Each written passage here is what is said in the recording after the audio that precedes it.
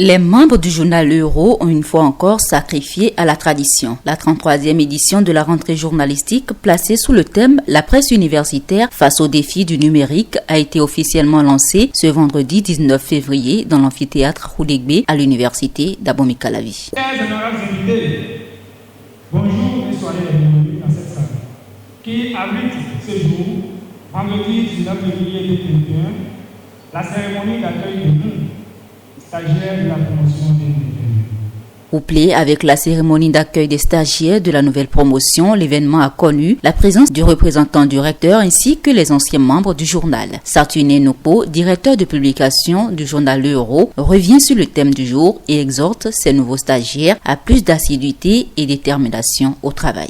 Pour cette rentrée journalistique couplée avec l'accueil de la nouvelle promotion 2021, nous avons choisi le thème « La presse universitaire face aux défis du numérique ».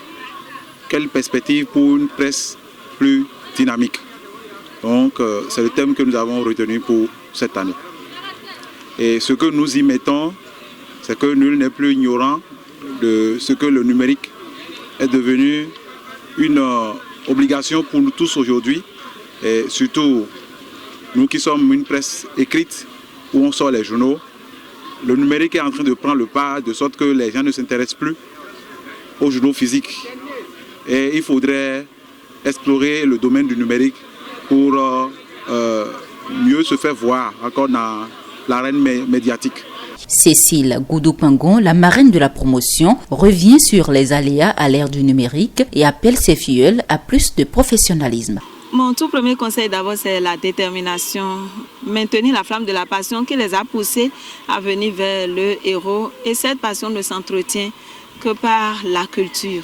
Je leur ai dit ça tout à l'heure, se cultiver, lire beaucoup. Les meilleurs journalistes ne sont pas forcément ceux qui ont été dans les écoles de journalisme, mais ceux qui lisent beaucoup, ceux qui cherchent à comprendre et à savoir.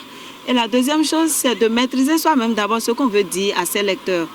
Il ne faut pas être pressé dans la course au scoop ou bien dans la compétition des réseaux sociaux aujourd'hui, cherchant à être le premier à donner l'information et passer à côté de l'information.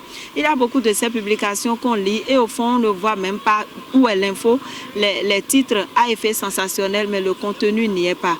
Donc chercher, creuser, prendre son temps. On peut être le dernier à publier son article, mais celui qui a publié l'article le meilleur. Le parrain de la promotion, quant à lui, a encouragé ses filleuls pour leur choix qui est celui de suivre la formation para-académique au journal L'Euro et promet de les suivre tout au long et au-delà de leur formation. Notre parrainage, l'a rappelé Madame la marraine, ne sera pas celui d'un jour. La marraine et moi vous suivrons et vous verrons grandir tant dans le métier qu'au-delà. Nous prenons solennellement cet engagement. Après avoir pris part à cette cérémonie journalistique, c'est pour les parents une grande joie d'avoir inscrit leurs enfants au journal L'Euro. Il y a 2 semaines de cela, sinon 3 semaines, qu'elle m'avait avisé qu'il y aura une conférence ici, le journal prochain. Sinon, normalement, je ne se remets pas à Cotonou. J'ai dit, bon, vraiment, il faut la soutenir, d'autant plus qu'elle a eu vraiment l'envie, la volonté, le courage. Ce sont des enfants qu'il faut vraiment féliciter et les encourager. Cette cérémonie s'est achevée par la prestation de serment des nouveaux stagiaires qui jurent suivre les pas de leurs aînés pour entretenir le flambeau.